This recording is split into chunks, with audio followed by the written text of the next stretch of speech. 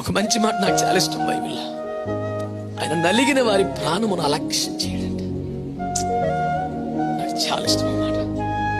అన్యాయంగా నిందలు, అవమానాలు, వేదనలు, బాధలు, పోరాటాలు నలిగిపోయావు చూడు. నీకు ఇంకే స్పెషల్ క్వాలిటీ అక్కర్లేదు బిడ్డ. నీ నలిగిన నీ జీవితమే దేవుని నిర్లక్ష్యం చేయలేడు. ఆయన స్వభావం అది కాదు. లైట్ తీసుకెళ్ళాడు, పక్క నుంచి బైపాస్ అయ్యి వెళ్ళిపోయి నలిగిపోతున్నావుగా. నిద్ర లేని రాత్రులు గడిపావుగా. నువ్వు చేసిన నేరం కాదు, నువ్వు చేసుకున్న పాపం కాదు, నీకు వచ్చిన శ్రమ లాంటిది, నీకు వచ్చిన కష్టం లాంటిది, నీ కుటుంబ పరిస్థితి లాంటిది.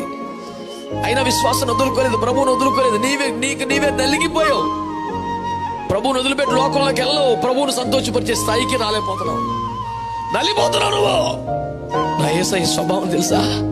ఆయన నలిగిన వారి ప్రాణమును అలక్ష్యం చేయలేడు. అనలేడు, ఆయన వల్ల కాదు.